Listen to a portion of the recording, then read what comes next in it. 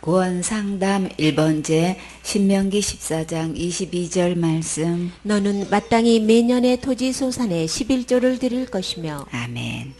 11조는 소산에 11조를 드리는 거예요. 11조는 마땅히 하나님께 드리라고 명령하셨지요.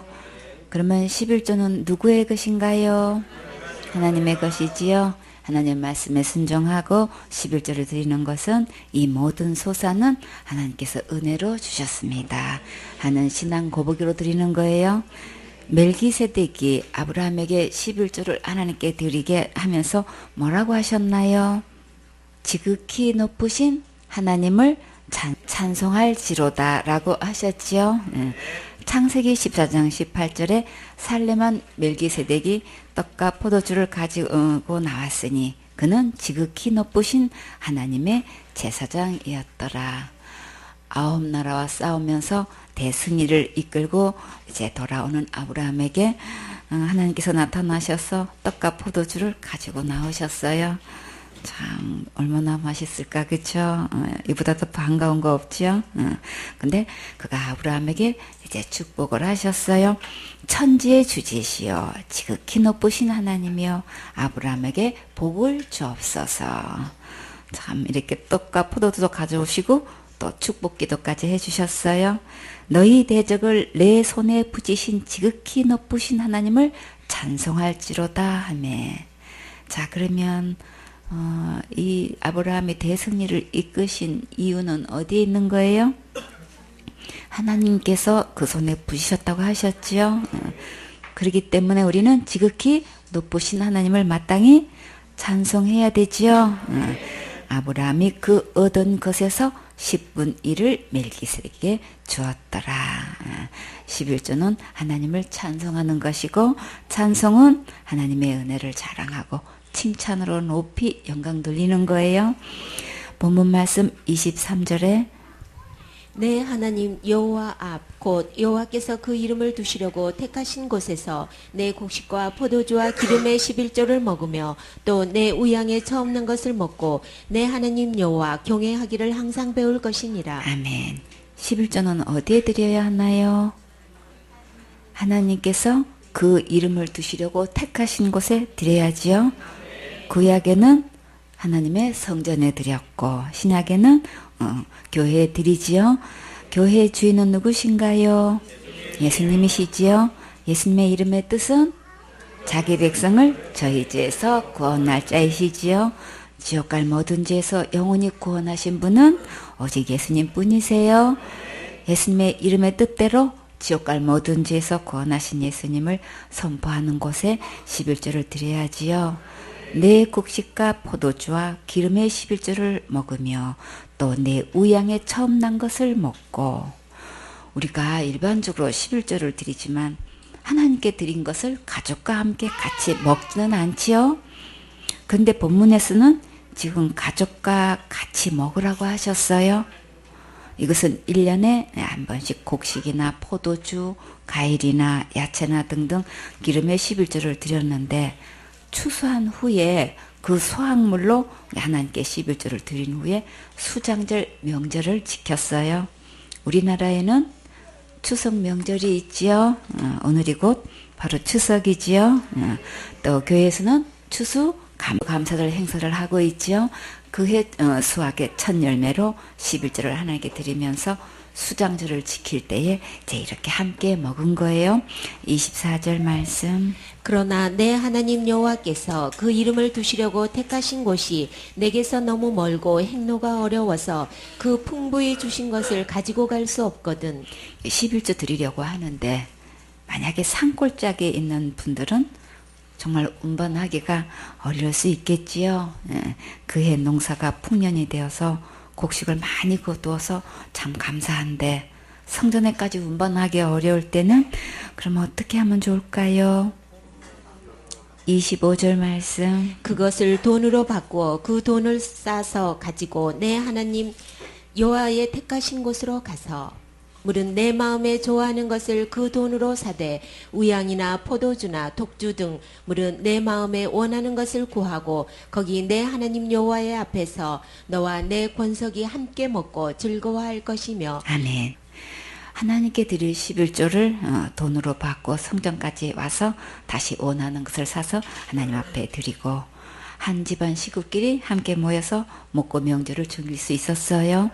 27절 말씀. 내 성읍에 거하는 레위인은 너의 중에 분깃이나 기업이 없는 자니 또한 저버리지 말지니라. 매 3년 수장절을 지킬 때에 성전에서 봉사하는 레위인을 생각하고 함께 먹을 수 있도록 하라고 하신 거예요. 28절 말씀. 매 3년 끝에 그해 소산의 10분 일을 다 내어 내 성읍에 저축하여. 아멘. 3년에 한 번씩 그해 11조를 성전에 드리는 것이 아니고 성읍에 저축하라고 하셨어요. 이런 말씀은 처음 들어보셨나요? 일반적으로 이런 말씀은 잘 모르지요? 29절 말씀. 너의 중에 분깃이나 기업이 없는 레위인과 내 성 중에 우거하는 객과 미코아와 과부들로 와서 먹어 배부르게 하라. 그리하면 내 하나님 여호와께서 너의 손으로 하는 범사에 내게 복을 주시리라. 아멘. 수장절 명절에는 레위인이나 성중의 객이나 고아와 과부들을 초대해서 마음껏 배부르게 이제 먹게 하면 하나님께서 너희 손으로 한 모든 일에 범사에 축복해 주신다고 약속하셨어요. 22절 말씀. 땅이 매년의 토지 소산에 11조를 드릴 것이며. 아멘. 해마다 농산물의 11조를 하나님께 반드시 드리라고 명령하셨어요. 토지 소산은 어떤 것이 있나요? 우리나라에서 제일 먼저 뽑을 수 있는 거 쌀이죠. 보리, 밀, 또 상추도 있고 쑥갓도 있고 호박도 있고 그래요. 고추도 있고 토마토도 있고 옥수수도 있고 감자, 당근, 마늘, 또 감, 사과, 배, 복숭아, 포도, 또 그 외에 또 뭐가 있나요? 고구마도 있어요. 맞아요. 지금은 이제 외국 상품들이 많이 들어와 있어서 여러 가지 농산물이 있지요. 이런 것들을 하나님께 11조를 구별하여 드려서 풍성한 나눔을 하라고 하신 거예요. 직접 농사 지은 것을 교회에 가지고 와서 함께 식사하면 그 맛이 정말 일품이지요. 모두 함께 즐겁게 식사하는 그 시간은 정말 너무나 행복하지요. 본문 말씀에 내 하나님 여호와 경외하기를 항상 배울 것이니라. 하나님 말씀에 순종하는 마음으로 섬기는 법을 계속 배우라는 말씀이에요. 11조를 하나님께 드리면서 가족이 함께 먹으면 자녀에게 11조에 대한 교훈을 심어주게 되지요. 다른 사람들이 아름답게 섬기는 것을 보면 아 나도 그렇게 해야 되겠네. 그렇게 하면 정말 참 좋겠다. 신령한 도전을 받고 또 은혜도 나누고 칭찬도 해주고 격려도 해주면 행복은 점점 더 커지겠지요. 항상 배우는 자세를 가지고 조금만이라도 도전을 받고 감동을 받는 그 모습은 정말 아름답지요. 마음이 겸손할 때 배우는 마음도 생기고 은혜도 제일 많이 받게 돼요. 사역자 직장 생활하면서 주일 예배를 한 번도 빠지지 않고 이렇게 예배 드릴 수 있는 그런 간증을 들으면 정말 도전되지요. 사역자 학교에서 이제 훈련받기 위해서 직장에 나가서 돈도 벌지 않는다고 가족들이 미워하고 상대도 안 하고 용돈도 한 푼도 안 주고 그랬었나요? 그래도 끝까지 주님 바라보고 훈련 받을 때 하나님께서 책임지시고 공급해 주시는 것을 가족들이 보았지요. 예배 드리려고 교회 가까운 곳으로 이사 오려고 결정만 하니까 아파트 가격이 가장 최고로 오르게 해주셨고 또 주님께서 가장 멋진 아파트를 예비해 놓으시고 한 방에 계약하게 해주신 간증을 들으면 정말 신나지요. 주님께서 하신 일을 보고 하나님 섬기는 것을 배우면 환경과 형편을 이길 수 있는 믿음이 자라지요. 자기 자녀나 제자들에게 하나님의 은혜를 나누고 가르쳐 주면서 하나님께 항상 예배 성공하고 중심을 다해 섬길 수 있도록 배우게 해야겠지요. 성읍에 있는 레위인을 잊어버리지 말고 잘 챙겨서 함께 실사할 수 있도록 당부하셨어요. 여러분도 하나님께 풍성히 축복해 주시면 하나님께 11조 드리고 감사 예물도 드리고 강사님과 사모님 그리고 또 자기 선생님께 보답할 줄도 알아야겠지요. 부모님께 효도하는 것도 잊지 말고 교회 식구들에게 간식도 심고 잔치하면 정말 좋겠지요. 이런 것은 하나님을 경외하는 것을 예배드리면서 배우는 거예요. 드림과 섬김을 어려서부터 배우면 큰 그릇이 되어서 귀하고 멋지게 장구하게 쓰임받을 수 있어요. 28절에 매 3년 끝에 그의 소산의 10분 일을 다 내어 내 성읍에 저축하여 너희 중에 분깃이나 기업이 없는 레인과 내 성중에 우거하는 객과 및 고아와 과부들로 와서 먹어 배부르게 하라. 한 번씩 그의 수확의 모든 11조를 모아서 마을의 창고에 쌓아두라고 하셨죠. 11조를 하나님의 성전에 드려야 하는데 왜 성읍에 저축해 두라고 하실까요? 29절 말씀 너희 중에 분깃이나 기업이 없는 레인과 내 성중에 우거하는 객과 및 고아와 과부들로 와서 먹어 배부르게 하라. 그리하면 내 하나님 여호와께서 너의 손으로 하는 범사에 내게 복을 주시리라. 아멘.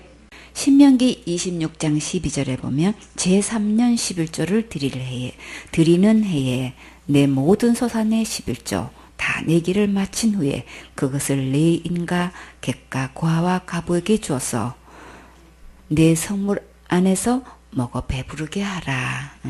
레인과 나그네와 고아와 과부들이 와서 배부르게 먹을 수 있도록 성읍에 저축한 거예요.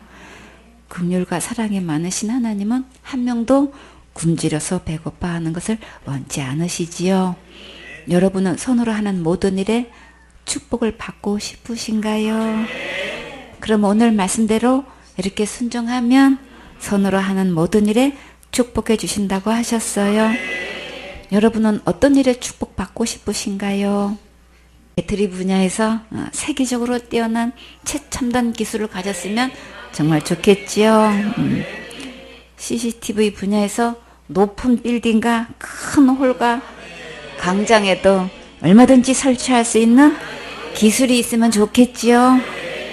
가정에서는 요리도 잘하고 컴퓨터도 잘하고 애기 육아도 잘하고 운전도 우리 가영이처럼 잘하고 머리 손질도 잘하고 바느질도 잘하고 여러분이 손으로 하는 모든 일에 하나님의 큰 축복이 임하셔서 하나님께 크게 영광 돌리는 멋진 축복의 주인공 되세요.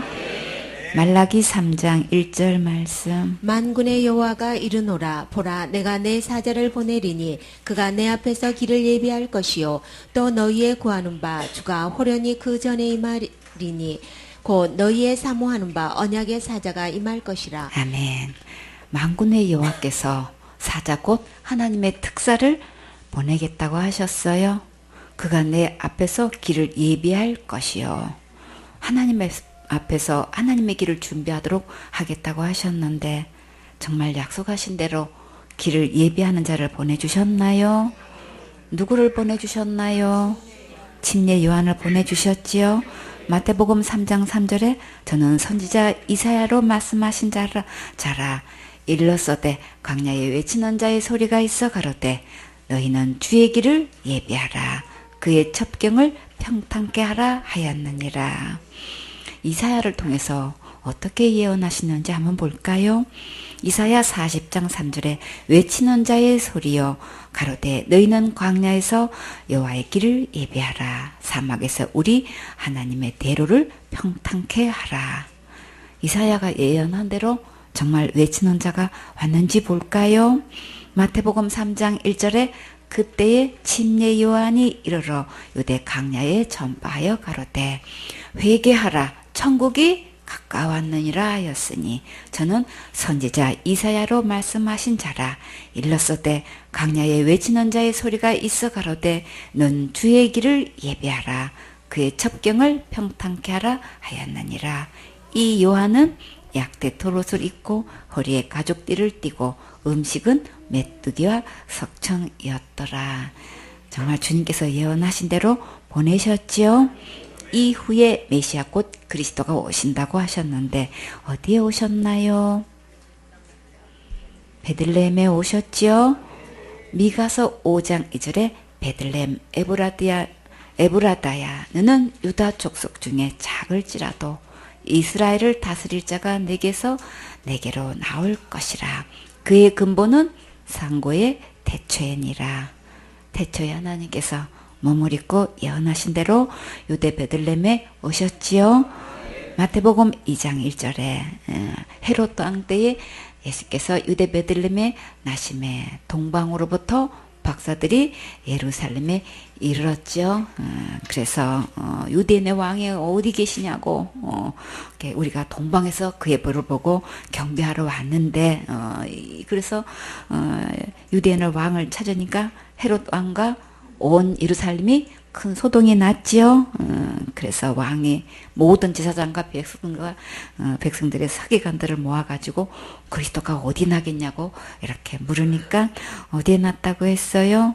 유대 베들레헴이다고 이렇게 선지자도로 이렇게 기록되었다고. 6절에 또 유대 땅 베들레헴아 너는 유대 고을 중에 가장 작지 아니하도다. 내게서 한 다스리는 자가 나와서 내 백성 이스라엘의 목자가 되리라 하였음이니이다. 이 말씀은 곧 미가서 5장 2절의 말씀이에요. 예수님께서 어떻게 탄생하셨는지 한번 상고해 볼까요? 누가복음 2장 1절에 이때 가이사 아구스도가 영을 내려 천하로 다 호적하라 하였으니, 아구스도는 고대 로마 초대 황제인데 41년간 통치했어요. 천하로 다 호적하라고 명령을 내렸지요. 2절에 이제 이 호적은 구네료가 수리아 총독되었을 때 이제 첩번한 것이에요. 구레뇨는 가날하는 자란 뜻인데 두 차례 이제 수리아에 파견된 명문가 출신의 로마 총독이에요. 수리아는 바울이 사역한 안디옥 교회가 생각나지요. 수리아 안디옥의 교회에서 1차, 2차, 3차 전도 여행이 시작되었지요. 여기서 이제 총독인 거예요. 이제 모든 사람이 호족하러 각각 이제 돌아갈 때에 요셉도 다윗 집 족속이라서 이제 갈릴리 나사렛 동네에서 유대를 향해서 베들레헴으로 이제 다윗의 동네로 왔는데 누구랑 함께 왔나요? 정혼한 마리아와 함께 이제 호족하러 올라갔는데 마리아가 이미 잉태되었지요. 그래서 해산할 날에 차서 이제 모든 사람이 다 움직이니까 이제 마땅한 이제 방을 구할 수가 없어서 어디에서 아기를 낳았나요?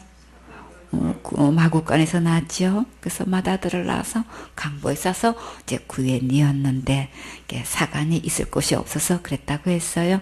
그때 그 지경에 있는 목자들이 이제 밖에서 이제 양떼를 칠 때에 누가 나타났나요? 주의 사자가 곁에 서서 이제 주의 영광이 저희에게 두루 비춰서 막 목자들이 그 광경을 호련히 이런 모습이 나타나니까 정말 크게 무서웠겠죠. 천사가 나타나면 여러분은 무섭지 않겠어요? 무서워 말라. 천사가 나타날 때면 항상 우리는 무서워서 다 벌벌 떠니까 인사가 무서워 말라예요. 그렇죠? 보라, 내가 온 백성에게 미칠 큰 기쁨의 좋은 소식을 너에게 전하노라. 오늘날 다윗의 동네에 너희를 위하여 구주가 나셨으니 곧 그리스도 주시니라.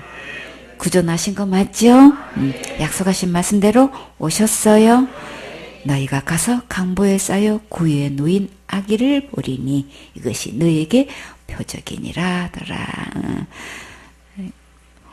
사관이 없어서 아기를 구유에 낳았는데 근데 이것은 표적으로 그렇게 일부러 하신 거예요. 하나님께서 사관을 마련 못해서 그러신 게 아니고 이렇게 구주가 나셨다는 것을 보여주시려고 이렇게 인도하신 것을 볼 수가 있죠.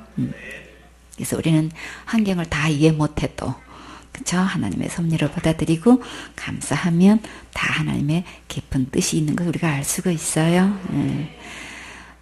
천사들이 떠나 하늘로 올라가니 목자가 서로 말하되 이제 베들레헴까지 가서 주께서 우리에게 알리신 바 이 이루어진 일을 보자 하고 예수님이 오시는 거 이미 이루어졌어요. 빨리 가서 마리아와 요셉과 구유에 누인 아기를 찾아서 보고 천사가 자기들에게 이 아기에 대한 말한 것을 고하니 듣는 자가 다 목자의 말하는 것을 기히 여기되 마리아는 이 모든 말을 어디에 두었어요? 마음에 지켜 생각하니라. 우리가 다 이해 못해도 다 헤아릴 수 없어도 하나님께서 우리에게 주신 말씀을 아멘으로 마음에 두면 주님께서 다 깨닫게 해주셔요. 목자가 자기들에게 이르던 바와 같이 듣고 본 그 모든 것을 인하여 하나님께 영광을 돌리고 찬송하며 돌아가니라.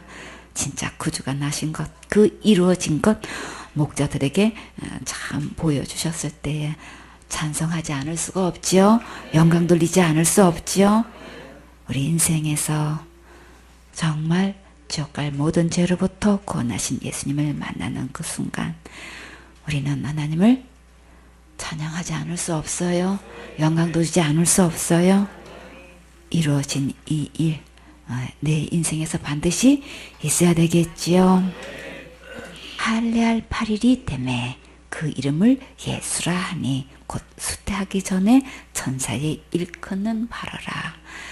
예수님의 뜻은 자기 백성을 저희 죄에서 구원할 자신데 이렇게 성경에 예언하신 대로 메시아 예수님께서 오셨어요.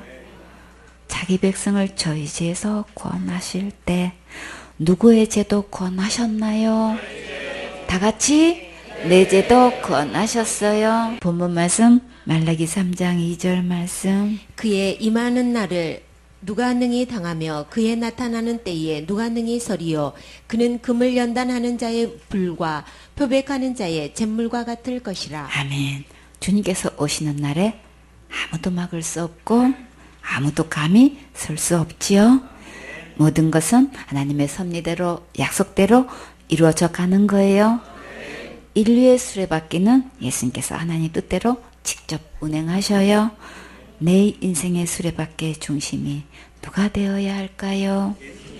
예수님께서 내 인생의 중심이 되셔서 말씀대로 끝까지 순종하고 따라가면 가장 안전한 길, 평탄하고 형통한 길, 행복하고 즐거운 길, 보람과 축복이 넘치는 길, 칭찬과 명성을 얻는 길, 영원한 상급을 받는 길로 인도하셔요. 주님은 금을 연단하는 자의 불과 같다고 하셨지요. 여기서 불은 어떤 불일까요? 잠언 25장 4절에 은에서 찢기를 제하라. 그리하면 장색에 쓸만한 그릇이 나올 것이요. 그러면 쓸만한 그릇이 되기 위해서 은에서 찢기를 제하려면 어떻게 해야 할까요? 시편 66편 10절에 하나님이여 주께서 우리를 시험하시되 우리를 단련하시기를 은을 단련함같이 하셨으며 하나님께서 우리를 단련하실 때도 은과 같이 하신다고 하셨어요. 잠언 17장 3절에 도가니는 은을 풀무는 금을 연단하거니와 여호와는 마음을 연단하시느니라. 도가니는 쇠붙이를 녹이는 그릇이에요. 풀무는 이제 불을 피우는데 바람을 일으키는 기구를 말하는데 골풀무, 손풀무, 드딜풀무의 종류가 있어요. 도가니는 은을 연단하고 풀무는 금을 연단해서 정금을 얻을 수 있는데 주님께서 내 마음은 어떻게 연단하실까요? 이사야 48장 10절에 보라 내가 너를 연단하였으나 은처럼 하지 아니하고 너를 고난의 풀무에서 택하였노라. 고난의 풀무에서 택하신 것은 고난을 통해서 우리를 정금을 만드신다는 말씀이에요. 욥의 고백을 한번 들어볼까요? 욥기 23장 10절에 나의 가는 길을 오직 그가 아시나니 그가 나를 단련한 후에는 내가 정금같이 나오리라. 욥은 하나님을 비길 만큼 엄청나게 의가 높았는데 고난을 통해서 정말 아름답게 변화받았지요. 다 같이 내 짐이 무겁고 힘이 드냐 주를 보라. 고난이 유익이라 주님 말씀하시네. 나의 가는 그 길은 오직 주가 나니 너를 단련하신 후에는 내가 정금같이 나오리. 오늘의 아픔은 내일의 소망이요. 쓰라린 아픔 뒤에 축복이 있다네. 고난은 인생의 참 의미를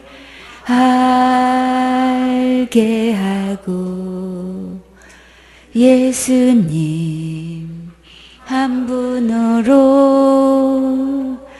만족할 수 있어요. 나의 가는 그 길을 오직 주가 나니 너를 단련하신 후에는 내가 정금같이 나오리. 고난이 크면은 영광도 크는 법 장차 받을 영광과 비교할 수 없다네. 고난은 십자가 보배이며 능력이라. 주님을 따르는 자 십자가 져야만 하리. 나의 가는 그 길은 오직 주가 나니 너를 단련하신 후에는 내가 정금같이 나오리. 좁은 길 가는 자 생명길 영광의 길 십자가 진 후에 멸류가 있으리. 아멘. 고난을 통해서 정금 만들어주시는 주님의 사랑이 정말 감사하지요. 예레미야 9장 7절에 만군의 여호와께서 이같이 말씀하시되 보라 내가 내 딸 백성을 어떻게 처치할꼬 그들을 녹이고 연단하리라.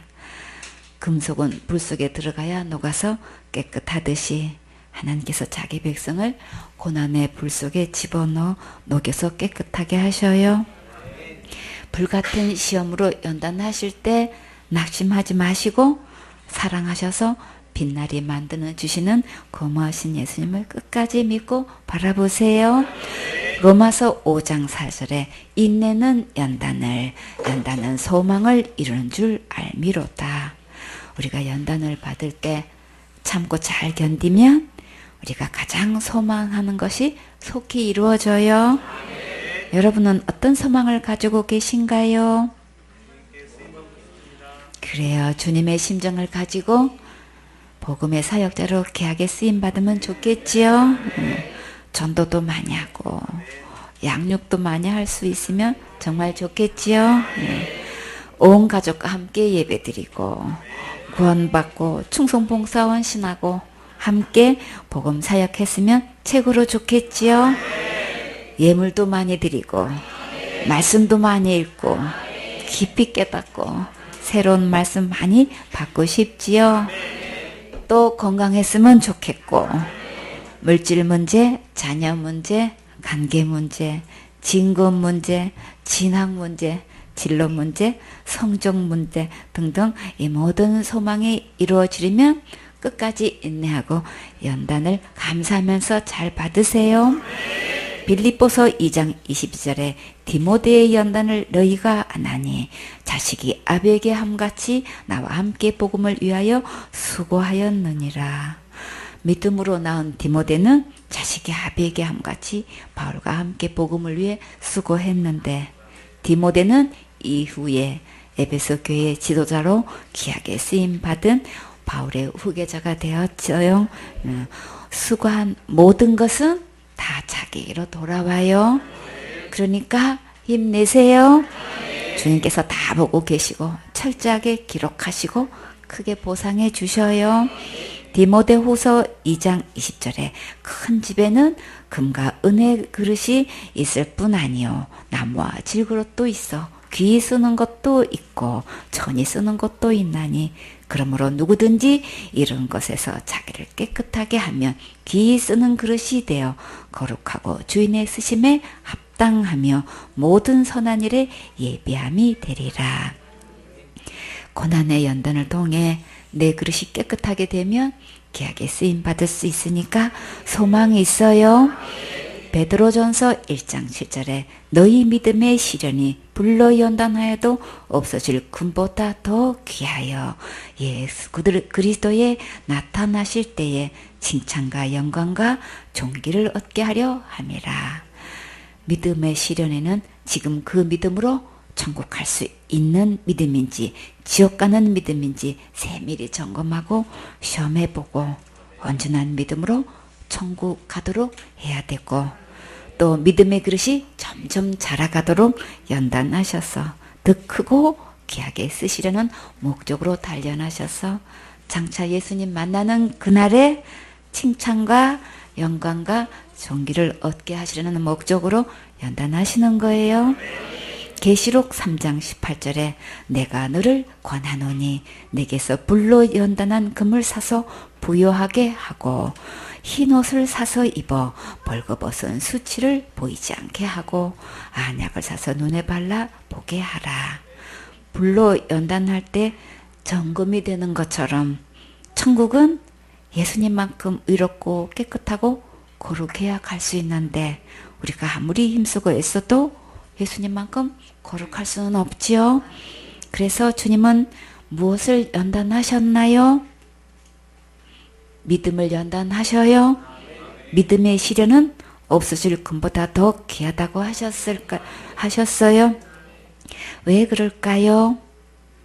내 마음의 믿음이 정금처럼 온전한 믿음이 되면 하나님 아버지 앞으로 나아갈 수 있기 때문이에요.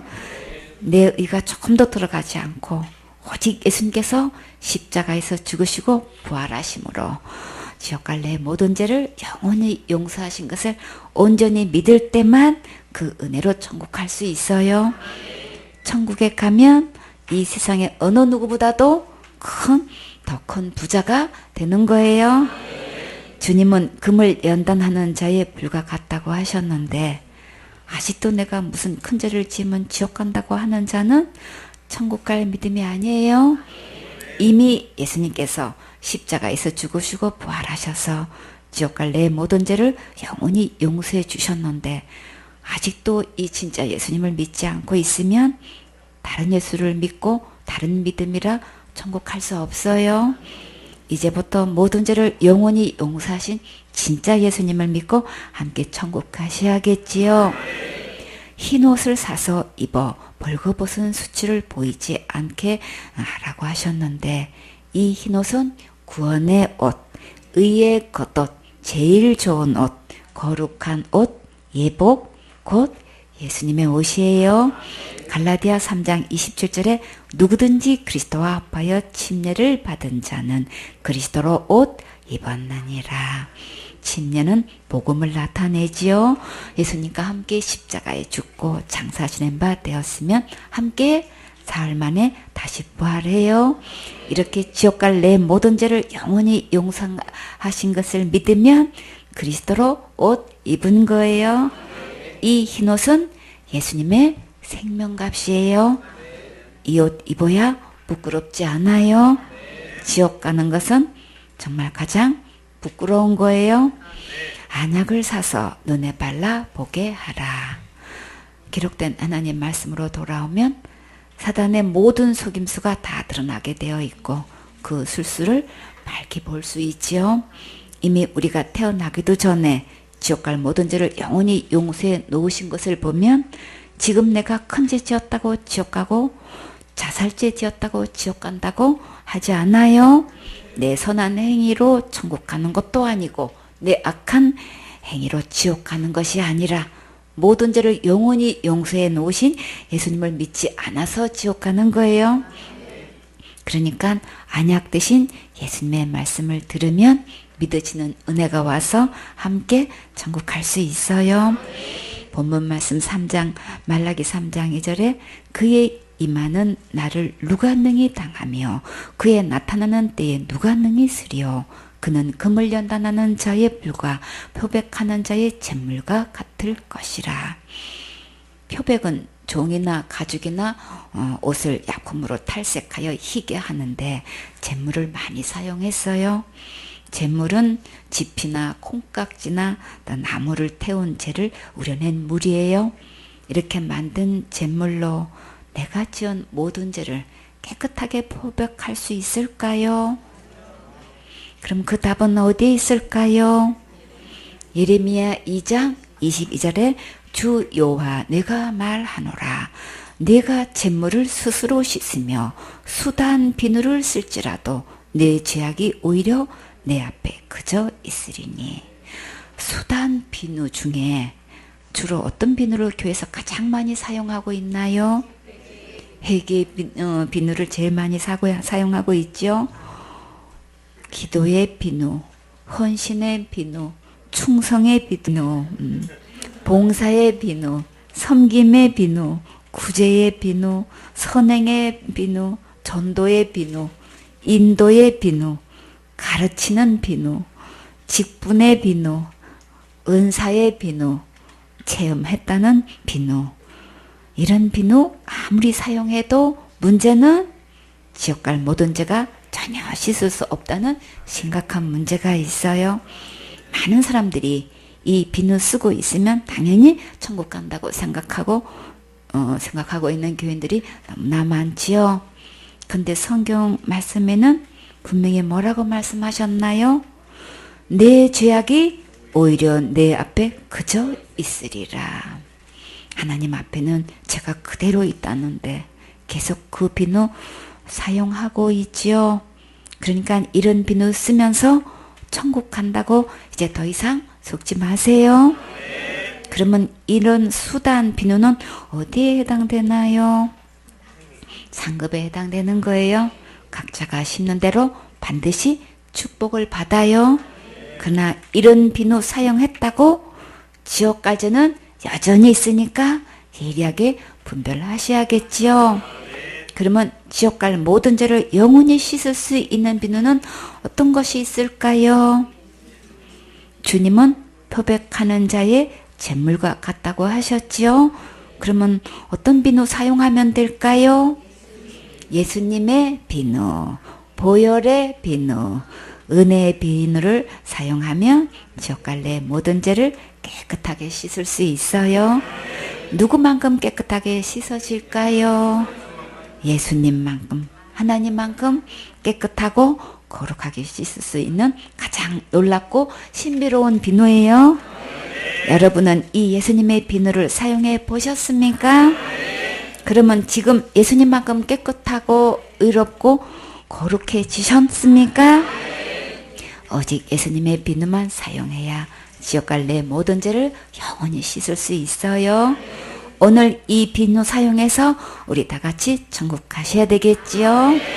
본문 말씀 말라기 3장 3절 말씀. 그가 은을 연단하여 깨끗게 하는 자 같이 앉아서 레위 자손을 깨끗게 하되 금은같이 그들을 연단하리니 그들이 의로운 제물을 나 여호와께 드릴 것이라. 아멘.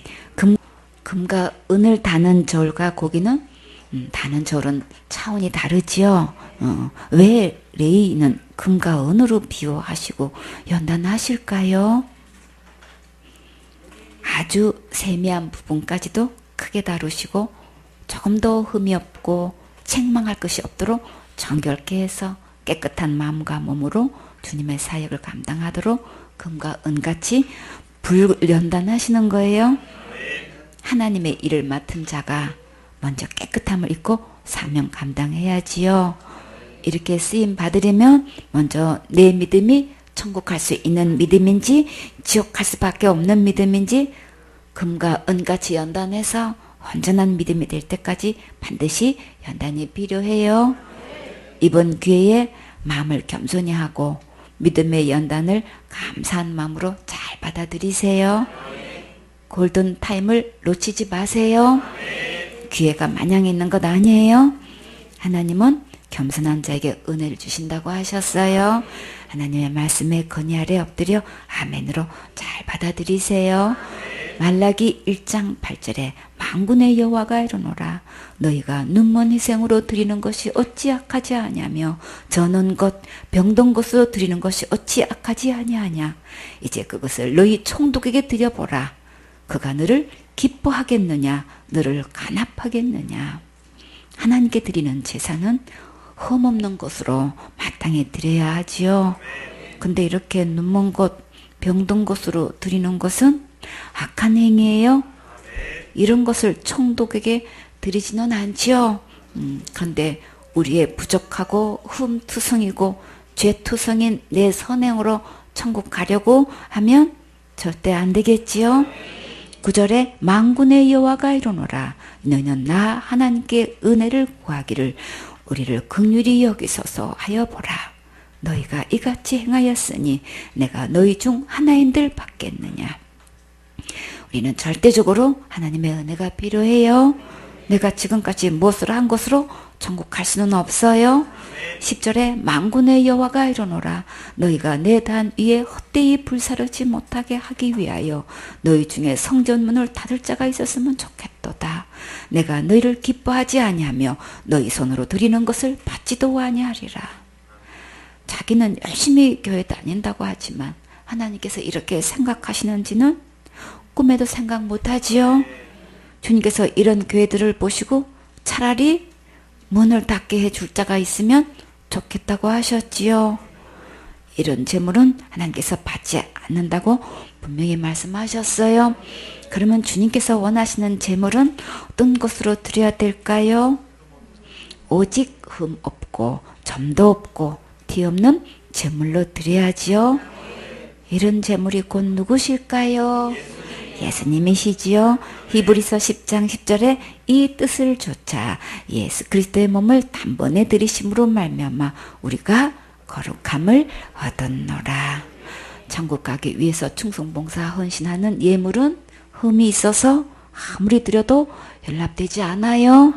오직 흠 없으신 예수님을 의로운 제물로 하나님께 드릴 때만 연락되고 거룩함을 얻을 수 있어요. 이 시대가 필요한 진정한 사역자는 오직 예수님께로 인도하여 한 명도 잃어버리지 않고 모두 구원받아 천국 가게 하는 거예요. 본문 말씀 말라기 3장 3절에 그가 은을 연단하여 깨끗하게 하는 자 같이 앉아서 레위 자손을 깨끗게 하되 금, 은같이 그들을 연단하리니 그들이 의로운 제물을 나 여호와께 드릴 것이라. 하나님께서 이렇게 믿음을 연단해서 하나님께 의로운 제물을 드리도록 하셨어요. 이 의로운 제물이 곧 누구실까요? 의로우신 예수님이세요. 우리는 오직 예수님을 통해서만 천국 갈 수 있어요. 말라기 3장 4절 말씀. 그때에 유다와 예루살렘의 허물이 옛날과 고대와 같이 나 여호와께 기쁨이 되려니와. 아멘. 먼저 내 영혼이 예수님의 십자가의 은혜로 구원받아야 하고, 그리고 일생 동안 예배 성공해서 드림의 기쁨이 되어야겠지요. 다시 한번 옛날처럼 하나님께 기쁨이 되는 헌물을 드리게 하겠다고 하셨어요. 지금 우리가 각자 드리고 있는 예물이 정말 하나님을 기쁨이 되고 있는지 한번 자신을 살펴보세요. 정말 감동 주신 대로 우선순위를 바로 해서 먼저 하나님의 것을 구별해서 드리고 있는지, 11조는 정말 온전히 드리고 있는지 점검하시고 주님의 기쁨의 주인공이 되세요. 강연이는 용돈 받으면 11조와 주일 예물을 먼저 구별해서 예물 봉투에 담아놓고 주일마다 드리고 있나요? 동안이는 손 들었어. 동안이는 그렇게 하고 있어요? 용돈 딱 받으면 예물 봉투 먼저 딱 이렇게 주일 예물 따로 구별해서 딱 떼어놔요? 그랬어요. 박수 한번 쳐줘요. 와. 지금까지 미리 그렇게 하지 않으신 분들은 호명하지 않을게요. 뭐를 치면 뭐가 올리니까 미리 딱 그렇게 미리 예비해 두세요. 이게 마음을 드리는 정성이에요. 그렇죠? 그럼 주님이 다 보시잖아요. 그래요. 우리가 드리는 예물로 하나님을 기쁘게 해드리면 주님께서 하나님의 큰 손으로 하나님답게 크게 축복해 주셔요. 말라기 3장 5절 말씀. 내가 심판하러 너희에게 임할 것이라. 술수하는 자에게와 간음하는 자에게와 거짓 맹세하는 자에게와 품꾼의 삭스에 대하여 억울케 하며 과부와 고아를 압제하며 나그네를 억울케 하며 나를 경외치 아니하는 자들에게 속히 증거하리라. 만군의 여호와가 말하였느니라. 아멘. 주님께서 오셔서 심판하실 때에 이런 자들을 다 밝히 드러내시고 일일이 증거하신다고 하셨어요. 점치는 자들, 조강지처를 버리는 남자들, 남편을 속이고 종조를 버리는 여자들, 온갖 거짓말로 이득을 취하려고 속이는 자들, 노동자의 임금을 줄이고 떼어먹고 가로채고 약속대로 하지 않고 억울하게 하는 자들, 힘없는 가부와 고아를 속이고 압제하며 가로채는 자들, 외국인들의 권리를 무시하고 압제하는 자들, 이 모든 악한 자들에게 형벌을 내리겠다고 하셨어요. 우리나라에 이런 자들이 있어서 외국인들이 임금을 착취한다는 말을 들었는데 정말 가슴 아프지요. 하나님께서 불꽃 같은 눈동자로 이렇게 다 보고 계셔요. 정말 그러면 안 되겠지요. 속히 증거하리라. 신속하고 정확하게 증명할 수 있는 근거를 가지고 밝히 드러내어 심판하시겠다는 말씀이에요. 심판주 예수님 앞에서 두렵지 않을 자가 아무도 없지요. 여러분은 이렇게 무서운 심판주 예수님 만나고 싶으세요? 상 주시는 예수님 만나고 싶으세요? 천국에서 상 주시는 예수님을 만나야지요. 말라기 3장 6절 말씀. 나 여호와는 변혁지 아니하나니 그러므로 야곱의 자손들아 너희가 소멸되지 아니하느니라. 아멘. 하나님은 변함이 없으신 신실하신 분이시고 항상 우리를 돌보셔서 사라져 없어지지 않아요. 7절 말씀. 만군의 여호와가 이르노라. 너희 열조의 날로부터 너희가 나의 규례를 떠나 지키지 아니하였도다. 그런즉 내게로 돌아오라. 그리하면 나도 너희에게로 돌아가리라 하였더니 너희가 이르기를 우리가 어떻게 하여야 돌아가리이까 하도다. 아멘. 열조의 날로부터가 언제부터일까요? 에덴 동산에서부터 하나님과 약속해놓고 지키지 않고 떠나갔지요. 창세기 2장 17절에 선악을 알게 하는 나무의 실과는 먹지 말라. 네가 먹는 날에는 정령 죽으리라 하시니라. 선악과를 먹은 것은 하나님을 떠나가는 행위예요. 자기가 하나님 되려고 선악과 먹은 것은 진짜 하나님을 버린 거예요. 근데 하나님은 오늘도 돌아오기를 간절히 기다리셔요. 그러면 어떻게 하면 하나님께로 돌아가는 걸까요? 8절 말씀. 사람이 어찌 하나님의 것을 도적질하겠느냐. 그러나 너희는 나의 것을 도적질하고도 말하기를 우리가 어떻게 주의 것을 도적질하였나이까 하도다. 이는 곧 11조와 헌물이라. 아멘. 주님께로 돌아오는데 왜 11조와 헌물을 제일 먼저 말씀하셨을까요?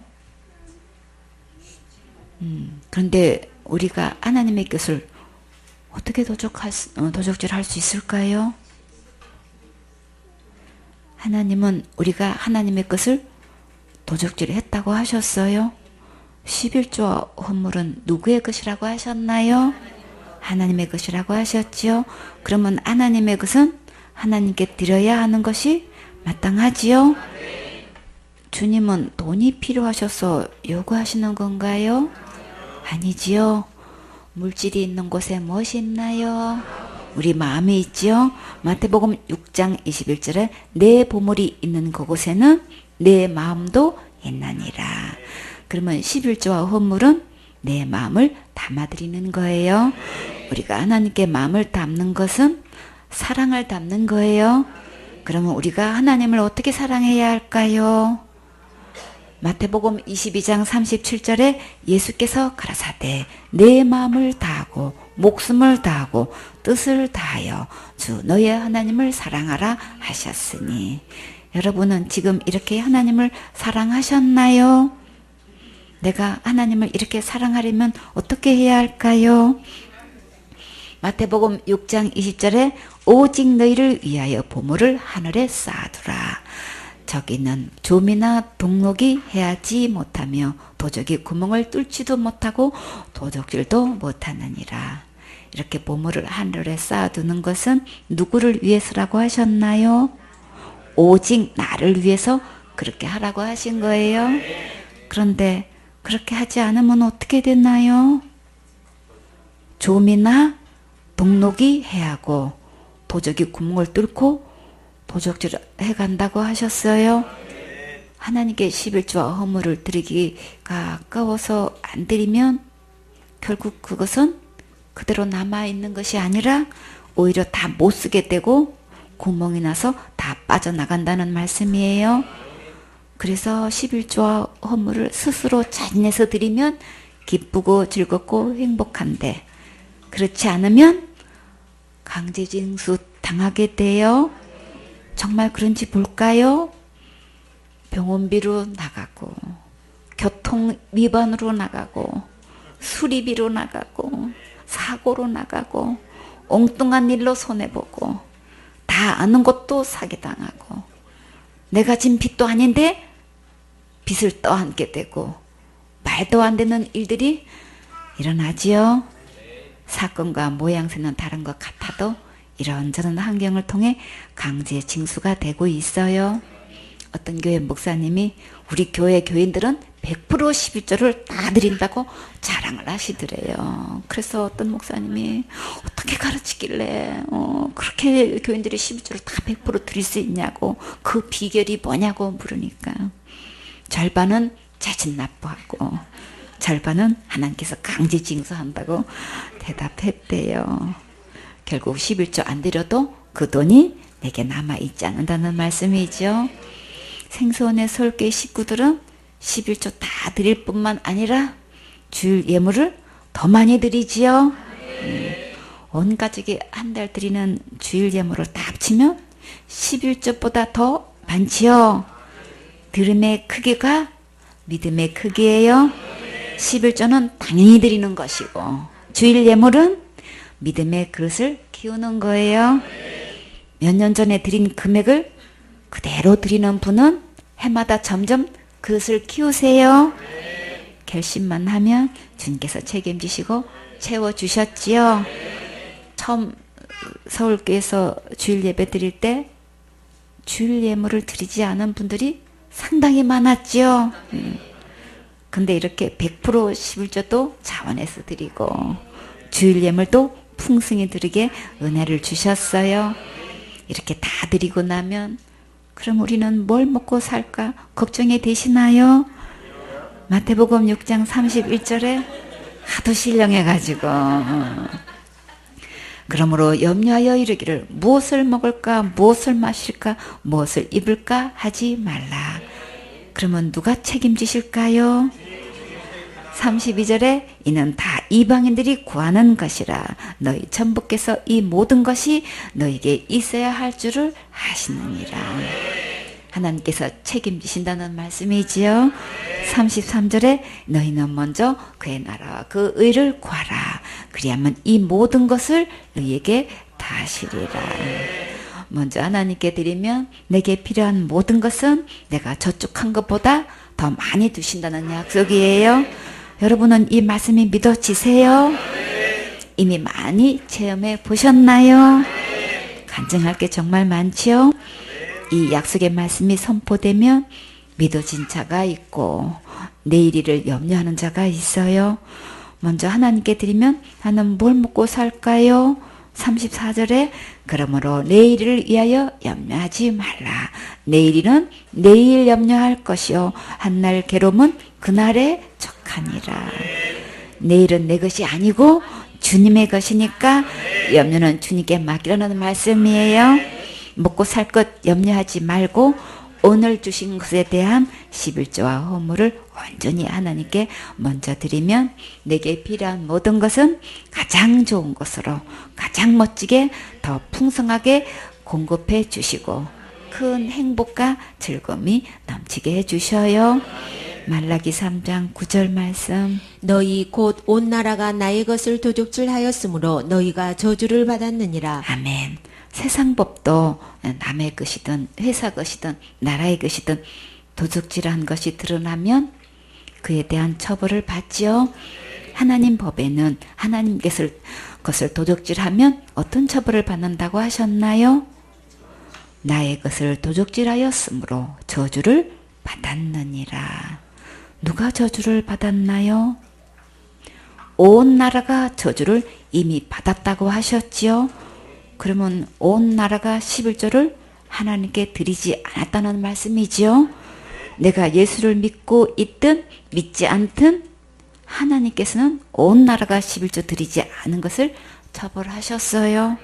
그러면 누구든지 모두 하나님께 11조를 드려야 마땅한 거지요. 지금까지 드리지 않았으면 이미 저주를 받아온 거예요. 사람들은 왜 저주가 내렸는지 모르고 있지요. 하나님의 법은 모든 사람들에게 동일하게 해당되는 것을 볼 수 있어요. 하나님의 때가 되면 온 천하를 심판하실 때가 와요. 그때가 오기 전에 속히 하나님께로 돌아오세요. 그러면 어떻게 하나님께로 돌아올 수 있나요?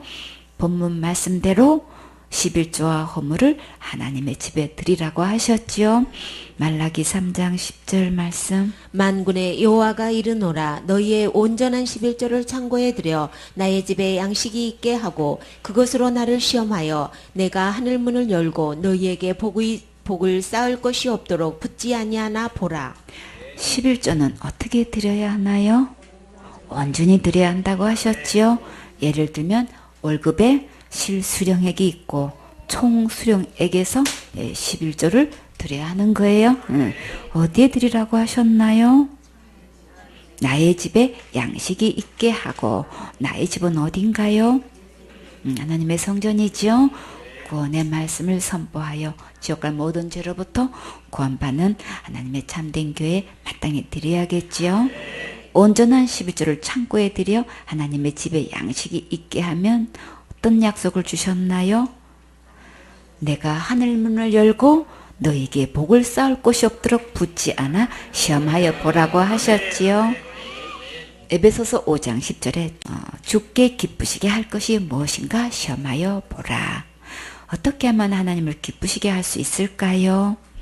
히브리서 11장 6절에 믿음이 없이는 기쁘시게 못하나니 하나님께 나아가는 자는 반드시 그가 계신 것과 또한 그가 자기를 찾는 자들에게 상 주시는 이심을 믿어야 할지니라. 하나님의 약속하신 말씀대로 반드시 상 주심을 믿을 때 하나님을 기쁘게 해드리는 거예요. 잠언 16장 7절에 사람의 행위가 여호와를 기쁘시게 하면 그 사람의 원수라도 그로 더불어 화목해 하시느니라. 우리가 하나님 말씀대로 순종하고 정로로 갈 때 그 행위는 하나님을 가장 기쁘게 해드리는 거예요. 빌립보서 4장 18절에 내게는 모든 것이 있고 또 풍부한지라 에바브로디도편에 너희에 준 것을 받음으로 내가 풍족하니 이는 받으실 만한 향기로운 제물이요 하나님을 기쁘시게 한 것이라. 주와 복음을 위해 수고하시는 강사님, 사모님, 선생님들 위해 필요한 것들을 감사한 마음으로 심으면 하나님께 받으실 만한 향기로운 예물이고 하나님을 기쁘게 해드리는 거예요. 골로새서 1장 10절에 주께 합당히 행하여 범사에 기쁘시게 하고 모든 선한 일에 열매를 맺게 하시면 하나님을 아는 것에 자라게 하시고 우리가 항상 예배 성공하고 말씀을 통해 하나님을 알아가고 순종하여 합당히 행하고 선하고 아름다운 일에 열매를 맺으면 하나님을 기쁘시게 해드리는 거예요. 데살로니가 전서 2장 4절에 오직 하나님의 옳게 여기심을 입어 복음을 전할 부탁을 받았으니 우리가 이와 같이 말하면 사람을 기쁘게 하려 함이 아니요 오직 우리 마음을 감찰하시는 하나님을 기쁘시게 하려 함이라. 영혼을 만나서 복음을 전하면 하나님을 가장 기쁘게 해드리는 거죠. 시편 78편 23절에 그러나 저가 오히려 위에 궁창을 명하시며 하늘문을 여시고 이르시되 저에게 만나를 비같이 내려 먹이시되 하늘 양식으로 주셨나니 사람이 근세 있는 자의 떡을 먹으며 하나님이 식물을 충족히 주셨도다. 사람이 건세 있는 자의 떡을 먹었다는 것은 사람이 하늘 양식을 먹었다는 거예요. 하나님께서 200만 대군을 이끄시고 출애굽시키셔서 광야 생활 40년 동안 만나를 풍족히 주셨지요. 하나님께서 지금도 하늘 문을 열고 싸울 곳이 없도록 얼마든지 부어주실 수 있는 분이세요. 온전한 11조로 하나님의 창고에 가득 채울 자가 어디에 있을까요? 이사야는 어떻게 외쳤나요? 내가 여기 있나이다. 나를 보내소서. 이사야 6장 8절에 내가 또 주의 목소리를 들은즉 이르시되 내가 누구를 보내며 누가 우리를 위하여 갈고 그때에 내가 가로되 내가 여기 있나이다. 나를 보내소서. 다 같이 내가 여기 있나이다. 나를 보내소서. 아멘. 만군의 여호와 하나님의 말씀이 믿어져서 자원하는 심령으로 11조와 허물을 온전히 드리면 이 약속의 축복의 주인공이 될 수 있어요. 11절 말씀. 만군의 여호와가 이르노라 내가 너희를 위하여 황충을 금하여 너희 토지 소산을 멸하지 않게 하며 너희 밭의 포도나무의 과실로 기한전에 떨어지지 않게 하리니. 아멘. 밭과 포도원의 병충해를 제거하여 기한전에 떨어지지 않고 오곡백과가 무르익어서 풍년이 되도록 축복해 주시겠다고 약속하셨어요. 황충은 해로운 벌레를 말해요. 우리에게 일어나는 해로운 일들을 막아주신다고 약속하신 거예요. 소산을 멸하지 않게 하시고 가실이 기한전에 떨어지지 않도록 항상 공급해 주셔요. 그러면 먹고 사는 일에 아무 걱정이 없게 해 주시겠다는 약속이시지요. 이보다 더 큰 보장이 어디에 있을까요? 이보다 더 안전하게 책임질 수 있는 분이 어디에 계실까요? 오직 예수님 안에만 있어요. 하나님의 기록된 말씀대로 순종하면 상상 초월로 축복해 주시고 깊은 평안과 행복을 누리게 해 주셔요. 12절 말씀. 너희 땅이 아름다워짐으로 열방이 너희를 복되다 하리라. 만군의 여호와의 말이니라. 아멘. 땅이 아름다워짐으로 비옥한 땅, 기름진 땅, 살기 좋은 땅, 기쁨의 땅에 대해 극상품을 수확함으로 세계 만민들이 우리를 복되다 하게 해주셔요. 이 말씀이 누구의 말씀인가요? 만군의 여호와의 말씀이죠. 온 세상의 주인이신 여호와께서 약속하신 거예요. 11조에는 물질의 11조, 재능의 11조, 시간의 11조, 건강의 11조, 마음의 11조 등등 이 모든 것은 하나님께서 주셨습니다. 라는 고백으로 먼저 하나님께 구별하여 드리세요. 그러면 반드시 축복해 주시고 행복하고 즐겁고 평안하게 살게 해주셔요. 만약에 계속 고집부리고 순종하지 않으면 어떻게 되나요? 황충을 보내어 다 거둬 가신다고 하셨지요. 우리가 이 세상에 살면서 이런 일 저런 일 어려운 환경을 만나서 고생하다가 결국 죽게 되는데 율법으로 보면 11조와 헌물을 드리지 않으면 어디 가나요? 지옥 갈 수밖에 없지요. 날마다 지는 죄를 날마다 회개하지 않으면 지옥 간다고 하는 자들은 날마다 11조와 헌물을 드리지 못하는 것을 날마다 회개했을까요? 11조를 못 드려서 잘못했습니다. 용서해 주세요. 기도하면 과연 용서가 될까요? 11조는 말로 해서 되는 게 아니고 11조를 드려야 해결되는 거예요. 돈을 빌려갔는데 갚지도 않고 죄송해요, 미안해요 하면 계산이 끝나나요? 아니지요. 돈은 돈으로 갚을 때 계산이 끝나지요. 율법 613가지 중에 하나만 봄에도 날마다 회개 기도로 해결할 수 없어요. 왜 그럴까요? 죄의 싹은 사망이기 때문에 회개 기도로 안 되는 거예요. 그래서 우리에게는 예수님의 은혜가 반드시 필요해요. 예수님께서 내 죄를 위해 십자가에서 흘리신 보혈로 지옥 갈 내 모든 죄를 영원히 구원해 주셨어요. 여러분은 모든 죄를 영원히 용서하신 예수님만 믿고 함께 천국도 가시고 11조와 헌물을 온전히 드려서 축복의 멋진 주인공 되세요. 아멘.